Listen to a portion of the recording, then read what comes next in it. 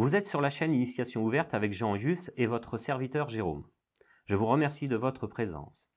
Je vais tenter de faire réagir Jean instinctivement, en lui proposant de répondre à des phrases ou à des mots intentionnellement provocateurs. Ces phrases ont été suggérées par un ensemble de personnes d'une moyenne d'âge de 30 ans, dont les connaissances du milieu des guérisseurs sont liées aux informations glanées de ci et de là sur Internet. Ces phrases sont en relation essentiellement avec le monde des guérisseurs. Jean, tu es magnétiseur de tradition familiale. Tu es aussi titulaire d'un master en gestion des émotions, des risques psychosociaux et gestion du stress en entreprise. Tu es aussi certifié en cohérence cardiaque et émotionnelle et diplômé en sophrologie évolutive. Tu as accepté de jouer le jeu et je vais donc te soumettre des questions afin de te faire réagir. Si je te dis énergétisme et magnétisme. Capacité et aptitude. Aptitude à développer. Efficace dans l'aide aux personnes souffrantes. Alors bien sûr, à éviter d'amalgamer avec superstition, religion et autres moyens de divination, qui sont des parasites hautement ravageurs en termes de dévastation psychologique et souvent générateurs de souffrance. C'est aussi funeste quant à l'image ridicule que cela renvoie du magnétisme et de l'énergétisme. Alors, l'énergétisme et le magnétisme sont effectivement très efficaces dans les traitements divers, sous réserve de ne pas confondre maladie avec douleur et souffrance émotionnelle découlant de maladies psychologiques. Chacune de ces spécificités se traite d'une façon différente. C'est une question de compétence et d'expérience. Les prédispositions ne suffisent pas à compenser le manque d'expérience. Alors souvent, le manque d'expérience et de compétences est compensé par le ridicule des rituels et autres méthodes fallacieuses.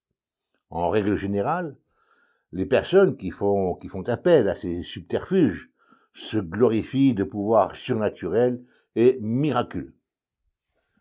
Comment réagis-tu au mot « don » dans le sens grâce divine ? Habituellement, les gens confondent don avec capacité et aptitude. C'est confondre bon sens avec non-sens, ou encore irrationalité avec rationalité. Ceux qui prétendent posséder un don dans le sens grâce divine sont de véritables branquignoles. Ils ne se rendent même pas compte du ridicule de cette affirmation. Imagine un instant que le soleil décide de darder ses rayons sur certaines personnes et pas sur d'autres, comme pour l'énergie, selon ces gens-là. Alors on serait dans un sacré foutoir. Si je te dis croyances religieuses et rituels dans le monde des guérisseurs. Retour à l'ignorance de l'homme des cavernes, et au mieux au Moyen-Âge. Moyen-Âge, surtout l'âge sombre de l'humanité. Mélanger le énergétisme, le magnétisme et croyances religieuses et autres non-sens, c'est faire preuve du besoin de soutien et par voie de conséquence, d'incompétence et de soumission, justement là où la virtuosité ainsi que l'autodétermination sont indispensables. Si je te dis superstition et guérisseur ou magnétiseur. Les superstitions sont comme les crustacés qui parasitent la coque d'un bateau et ralentissent sa progression tout en consommant plus de carburant. Les superstitions sont anxiogènes et bouffent de l'énergie aux personnes qui en sont atteintes. Les croyances aux influences surnaturelles dans ce milieu ont la peau dure et sont très vivaces. Comme toutes les choses nocives et anxiogènes, elles sont très difficiles à extirper. D'autant plus qu'elles sont colportées par des personnes ignorantes des fondements originaux. Alors les personnes atteintes de superstition infectent mentalement leur entourage, sans s'en rendre compte. De plus, elles font énormément de dégâts chez les consultants. Il y a une différence entre les praticiens qui utilisent l'énergétisme et le magnétisme pour aider, soulager, et les branquignoles, je parle bien de branquignoles, qui diffuse ces idioties, des concepts anxiogènes. Poulpe cosmique, entité négative, papillon émotionnel, envoûtement et autres falaises, protections diverses et variées. Voyance, devin, médium, passeur d'âme, chez les guérisseurs, ça éveille quoi? Croyance. Croyance d'une culture moyenâgeuse, notamment dans certains milieux, assimilés aux anciennes traditions et autres profiteurs à l'esprit bourré aux stupéfiants. Souvent, dans la pensée populaire, les magnétiseurs, les guérisseurs, sont assimilés à la divination et autres falaises du genre. Colporter, ce genre de conneries, c'est dévaloriser le milieu des guérisseurs et le rendre ridicule. Si le ridicule pouvait se mesurer, le milieu des guérisseurs, ceux qui sont mentalement ravagés et timbrés, obtiendraient le prix Nobel de la connerie. Heureusement qu'il existe de véritables praticiens sérieux et pragmatiques. Si je dis envoûtement? Envoûtement, dis-tu. T'as pas trouvé un autre mot. C'est de la connerie. Parle-moi d'autosuggestion, de suggestion sur personnes faibles, et nous pourrons commencer à être sérieux. En tout état de cause.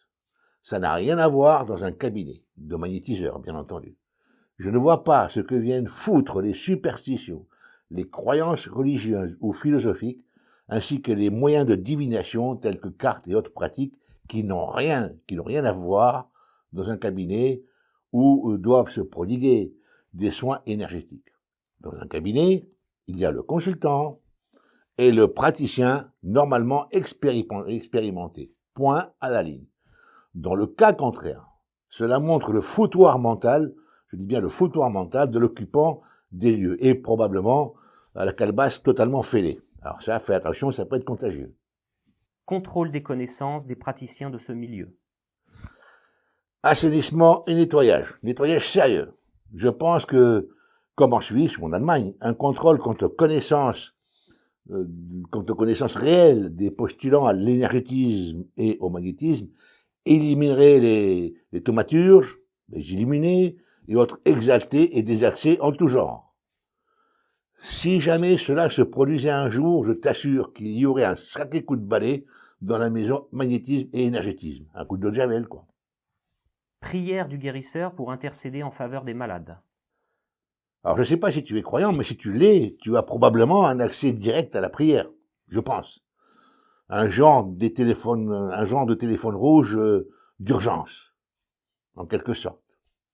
Alors pourquoi irais-tu payer une personne qui priera pour ta réussite, pour ton bien-être ou pour une guérison?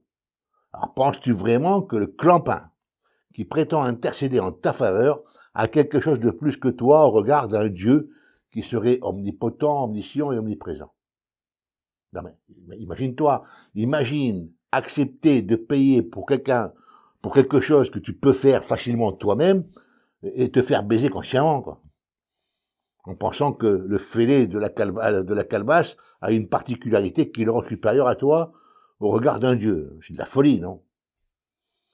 Alors, si tu crois ou si tu tombes entre les griffes de ce genre d'arnaqueur, considère que tu es dans la merde, mon pote. Hein. Envoûteur, jeteur de sorts, magicien. Fausse à merde.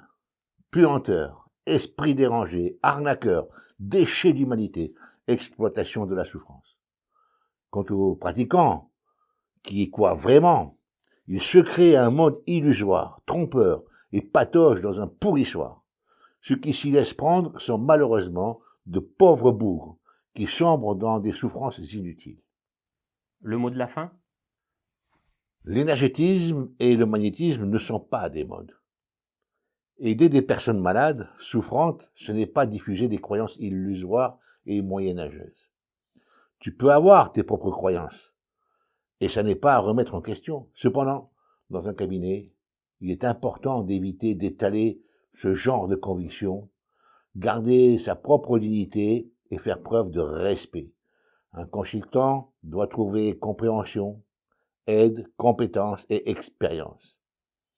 Alors, pour cela, le pragmatisme du véritable praticien est de rigueur, Laissons les bondieuseries aux prêtres, aux rabbins et autres imams, je pense qu'il y en a déjà pas mal. Et qu'on regarde ce qui se passe dans le monde, on a plutôt envie de les éviter.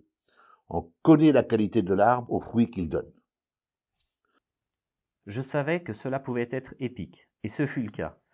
Merci Jean de ta franchise habituelle. Merci aux youtubeurs d'avoir suivi cette vidéo jusqu'au bout, et je vous dis à la prochaine vidéo. C'était Jérôme accompagné de Jean Angius.